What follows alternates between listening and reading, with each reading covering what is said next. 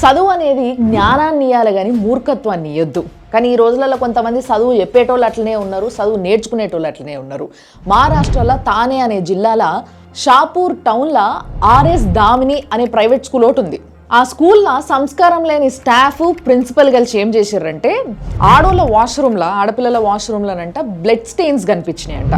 వీటిని ఫోటోలు తీసి ప్రొజెక్టర్లు వేసి ఆడోళ్ళందరిని, ఆడపిల్లల్ని ఒక దగ్గర కూసబెట్టి సూయించి ఇది ఎవరిదో చెప్పుండ్రి, లేకపోతే అందరినీ చెక్ చేయాల్సి వస్తుంది అని అన్నారంట. ఎవరు సపోర్ట్ చేయలేదట పిల్లలు. అలా పీరియడ్స్ ఎవరికి ఉన్నాయి ఎవరికి లేవు అనేది సెపరేట్గా 2 టీములుగా విభజించి అలా నిజంగా లేవు అని చెప్తున్నారా ఇలా అబద్ధం చెప్తున్నారా అని తెలుసుకునేటందుకు వాళ్ళని వాష్రూమ్లోకి తీసుకుపోయి మరీ చెక్ చేసిండ్రంట. అందులో ఒక పిల్ల దగ్గర బ్యాగ్లో ప్యాడ్ కనబడ్డదట.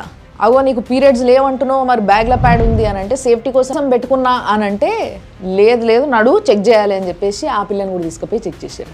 ఆ ప్రిన్సిపల్, ఆ స్టాఫ్ అంతా సైకోలా, శాడిస్టులా, లేకపోతే వాళ్ళ ఇంట్లో ఆడోళ్ళు లేరా, రీతి రివాయి లేదా ఏమో తెలియదు. కానీ మొత్తం మీద ఇంత కథ చేసిన తర్వాత ఈ పిల్లలందరూ పోయి పేరెంట్స్కి చెప్పుకుంటే ఆ పేరెంట్స్ వచ్చి నిలదీసి వాళ్ళపైన కేసు పెడితే వాళ్ళున్న ప్రిన్సిపల్తో పాటు 8 మంది స్టాఫ్ మీద పోక్సో కేసు ఫైల్ చేశారట.